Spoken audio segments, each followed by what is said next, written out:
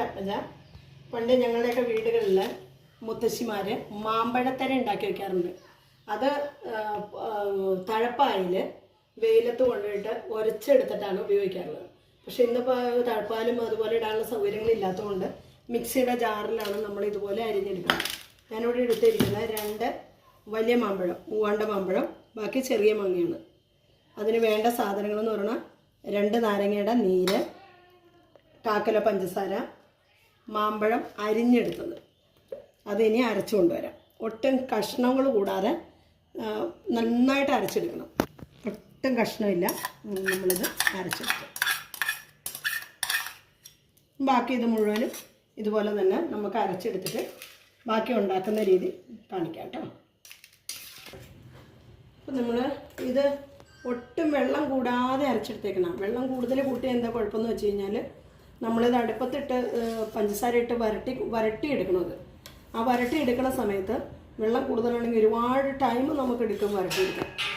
ഇത് പക്ഷേ നമ്മൾ വെള്ളം കൂടാതെ ടൈറ്റായിട്ട് അരച്ചെടുത്തുകൊണ്ട് ഇനി നമ്മൾ ഇതെന്ന് വെച്ച് കഴിഞ്ഞാൽ ഒത്തിരി നാളിരിക്കും. മാങ്ങയില്ലാത്ത കാലത്ത് നമുക്ക് കഴിക്കാവുന്നതാണ്. പിള്ളേർക്കൊക്കെ ഇഷ്ടപ്പെടും. മാമ്പഴത്തെര എന്നാണ് ഇതിന് പറയണേ. മാമ്പഴ പപ്പടെന്ന് ചെറിയ നാട്ടിലേക്കുള്ള ഭാഷ പറയും. പണ്ടൊക്കെ എൻ്റെ വീടുകളിൽ എൻ്റെ മുത്തശ്ശിയൊക്കെ ഇങ്ങനെ ഉണ്ടാക്കി ഒരുപാട് വെക്കും, മാമ്പഴം ഒത്തിരി ഉള്ളപ്പോൾ. ഇത് ഈ ഉണ്ടാക്കണ പോലെ തന്നെ അത്രയും ടൈറ്റ് ആവാതെ ഉണ്ടാക്കി കഴിഞ്ഞാൽ അതിൽ 1-2 തരിയുണ്ട്. നമ്മൾ അങ്ങനെ ഉണ്ടാക്കി വെച്ച് കഴിഞ്ഞാൽ ജാമായിട്ടും ഉപയോഗിക്കാം. പിള്ളേർക്ക് ചപ്പാത്തി, ദോശയൊക്കെ കഴിക്കുമ്പോൾ ഒത്തിരി എരിവൊക്കെ ഇഷ്ടമില്ലാത്തവർക്ക് ഈ ഉണ്ടാക്കുന്ന രീതിയിൽ അത്രയും ടൈറ്റ് ആവാതെ, ഇപ്പോൾ ഞാൻ ഉണ്ടാക്കി കാണിക്കാം, അത്രയും ടൈറ്റ് ആവാതെ നമുക്ക് ഉണ്ടാക്കി വെച്ച് കഴിഞ്ഞാൽ ജാമായിട്ടും തന്നെ ഉപയോഗിക്കാൻ പറ്റും.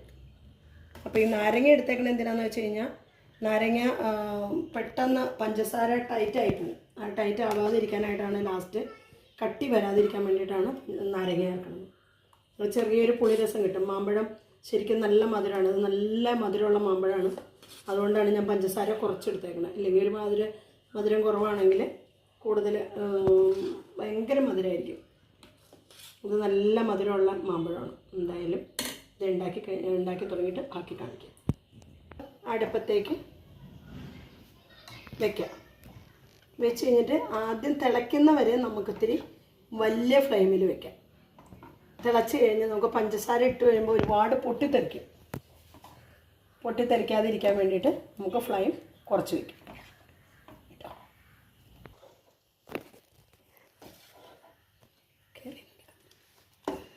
നന്നായിട്ട് തിളച്ച് തുടങ്ങിയിട്ടുണ്ട്. ഇങ്ങനെ ടൈറ്റാവണം. ടൈറ്റായി ഇതൊരുമാതിരി ടൈറ്റായിട്ടുണ്ട്. നമുക്ക് പഞ്ചസാര ഇടാം. 1/4 കിലോ പഞ്ചസാരയുണ്ട്, അതിൻ്റെ ഇടാം. ഇനി ഇത് വറ്റിച്ചാൽ മതി. വറ്റിച്ച് വെള്ളം വറ്റിക്കഴിഞ്ഞ് വാങ്ങി വെച്ചിട്ട് നമുക്ക് നാരങ്ങയുടെ നീരൊഴിക്കാം. അപ്പോഴത്തേക്കും നിറവ്യത്യാസം വരും, രൂപം മാറും. കുഴപ്പമില്ല. ഇതിപ്പോൾ നമുക്ക് പാത്രം മാറ്റേണ്ടി വരില്ല എന്ന് തോന്നുന്നു. അപ്പോൾ ഇത് റെഡിയാക്കി എടുക്കാം. നമ്മൾ എടുത്തേക്കണേ അതെന്തോരം വരുമെന്നോ നമുക്ക് കാണാം, എത്ര എണ്ണം കിട്ടുമെന്ന്. നമ്മുടെ മാങ്ങാത്തെര എന്ന് പറയുന്നത് സെറ്റായിക്കൊണ്ടിരിക്കുകയാണ്. കറക്റ്റ് അളവായിക്കൊണ്ടിരിക്കുക. കറക്റ്റ് ഇതായി. പിന്നെ ഇതിത്തിരി ഇങ്ങനെ വെള്ളം വെച്ച് തീർന്നു കഴിഞ്ഞാൽ കഴിഞ്ഞു. പൊട്ടൽ നിന്നാൽ മതി.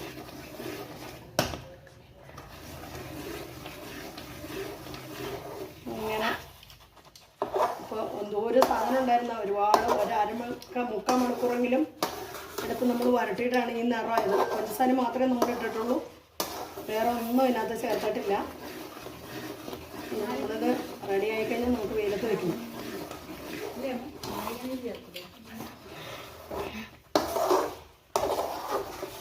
ഇതിങ്ങനെ ചക്ക വരട്ടിയാ പരുപ്പം പോലെ തന്നെയായി. ഇതൊന്നും ചക്കെല്ലാം അങ്ങോട്ട് വെള്ളമുണ്ട്. ഇപ്പോൾ പതയങ്ങ് നിന്നാൽ മതി.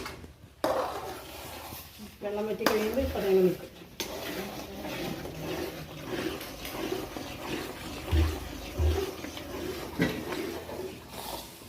നമുക്ക് അടുത്ത 2 നാരങ്ങ പിഴിഞ്ഞ് വെച്ചത് ഇതിനകത്ത് വെള്ളമാണ് ചേർക്കാം. കുരുവില്ല, ഒരു കുരു. ഈ വെള്ളം കൂടെ അങ്ങ് വറ്റി തീർന്നതിന് നമുക്കങ്ങ് വാങ്ങാം. ഇതിലാണ് നാരങ്ങ ചേർക്കണം. അല്ല അത് പ്രിസർവ് ചെയ്യാനായിരിക്കും അല്ലേ? അതെന്ന് വെച്ച് കഴിഞ്ഞാൽ അത് നമ്മുടെ പഞ്ചസാര വരുമ്പോൾ ഒരുപാട് അങ്ങ് ടൈറ്റ് ആവരുത്. ടൈറ്റ് ആയി കഴിഞ്ഞാൽ നമുക്കത് പഞ്ചസാര ഇതുപോലെ കീറിയെടുക്കാൻ കിട്ടില്ല. പഞ്ചസാരയല്ലേ, അതുകൊണ്ടങ്ങനെ ടൈറ്റ് ആവാൻ കഴിയും. പ്രിസർവേറ്റീവ്സ് പോലെ തന്നെ ചേർക്കണം. ഇരിക്കില്ല നമ്മൾ നാരങ്ങ ചേർത്തില്ല. വെള്ളം പറ്റത്തില്ല. നാരങ്ങയുടെ വെള്ളം ടൈറ്റ് ആയി കഴിഞ്ഞാൽ എന്നിട്ട് നമുക്ക് വെയിലത്ത് വെച്ച് ഇനി ഉണക്കണം.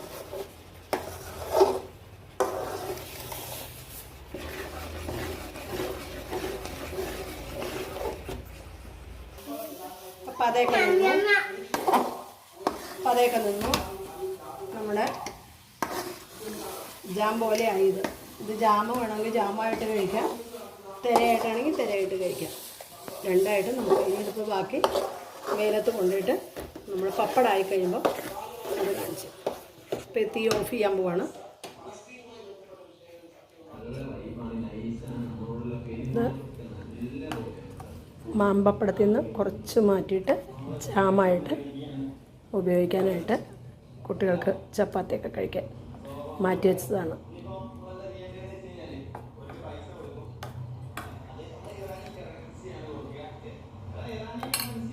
നമ്മുടെ തെര ഇലയിൽ പരത്തിയിട്ടുണ്ട്, പാത്രത്തിലുണ്ട്. രണ്ടും ഏതാണ് ആദ്യം ഫിനിഷ് ആവുക, ഉണങ്ങുകയെന്ന് നമുക്ക് നോക്കാം. അത് കഴിഞ്ഞിട്ട് ബാക്കി എടുക്കണ ഫോട്ടോ ഇടാം.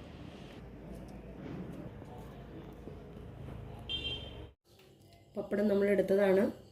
ഇതിങ്ങനെ പതുക്കെ ചുരുട്ടി നമുക്കെടുത്ത് ആവശ്യത്തിന് പാക്ക് ചെയ്ത് ഇതുപോലെ വെച്ച് കഴിഞ്ഞാൽ നമുക്ക് കുറേ കാലത്തേക്ക് ഇരുന്നോളും. പാത്രം ഒതുക്കി വയ്ക്കാൻ എളുപ്പമുണ്ട്.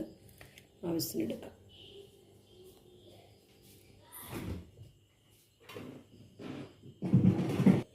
ഇതിങ്ങനെ ഒക്കെ നന്നായിട്ട് കിട്ടിയിട്ടുണ്ട്. നല്ല ഭംഗിയായിട്ട് പൊളിച്ചിട്ടുണ്ട്. നല്ല സോഫ്റ്റാണെന്ന് മുറിച്ചെടുക്കാം. മുറിച്ച് ഇതുപോലെ നമ്മൾ പാത്രത്തിലാക്കി വയ്ക്കാം.